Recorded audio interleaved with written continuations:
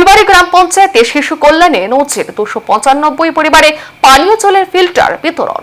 উত্তর ত্রিপুরা জেলার কদমতলা আরডি ব্লকের অধীন ফুলবাড়ি গ্রাম পঞ্চায়েত শিশু কল্যাণে এক অনন্য দৃষ্টান্ত স্থাপন করেছে। প্রায় 5798 জন জনসংখ্যা অধ্যুষিত এই পঞ্চায়েতে শিশুদের শিক্ষা, স্বাস্থ্য, নিরাপত্তা এবং সার্বিক বিকাশ নিশ্চিত করতে ধারাবাহিকভাবে একাধিক কার্যকর উদ্যোগ গ্রহণ করে চলেছে কদমতলা ব্লক প্রশাসন।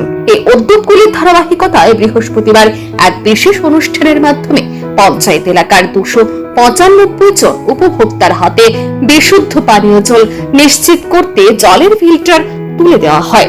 পঞ্চায়েতের টাইট ফান্ড থেকে এই ফিল্টারগুলি ক্রয় করা হয়েছে বলে জানানো হয়েছে প্রশাসনের পক্ষ থেকে। অনুষ্ঠানে উপস্থিত ছিলেন কদমতলা পঞ্চায়েত সমিতির চেয়ারম্যান মিহির রঞ্জন নাথ, পঞ্চায়েত সমিতির সদস্য হাসিম তালুকদার, সদস্য শাহনাজ বেগম এবং ফুলবাড়ি গ্রাম পঞ্চায়েতের প্রধান আলিম উদ্দিন সহ অন্যান্য গণ্যমান্য ব্যক্তিবর্গ ও পঞ্চায়েতের সদস্যরা।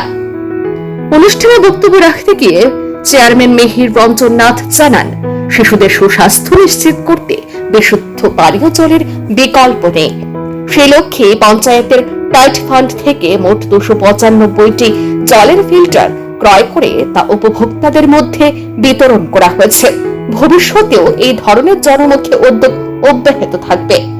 স্থানীয় বাসিন্দাদের মতে এই উদ্যোগ শুধুমাত্র পানীয় জলের নিরাপত্তা নিশ্চিত করছে না, বরং শিশুদের মধ্যে জলবাহিত রোগ প্রতিরোধও গুরুত্বপূর্ণ ভূমিকা পালন করবে।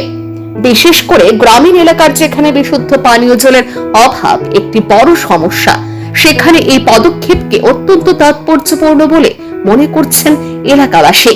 পঞ্চায়েতের এই উদ্যোগকে ঘিরে ইতিমধ্যে এলাকায় ইতিবাচক সাড়া পড়েছে। অভিভাবক মহলের বিশ্বাস, এই ধরনের কার্যকর পদক্ষেপ শিশুদের সুস্থ নিরাপদ ভবিষ্যৎ গঠনে সহায়ক হবে।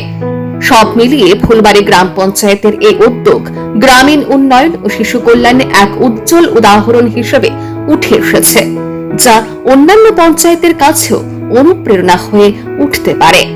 আমরা প্রত্যেকে আজকে এখানে অনুষ্ঠানের মাধ্যমে, ছোট করে একটা অনুষ্ঠানের মাধ্যমে এই এলাকার প্রথম ধাপে 70 জনকে বিশুদ্ধ পানীয় জলের জন্য এই ফিল্টার বিতরণ করা হয়েছে। আগামীকালও সেটা চলবে। এরকম 4 দিনে আমরা 295 খানা ফিল্টার এই এলাকার মানুষের মধ্যে বিতরণ করা হবে।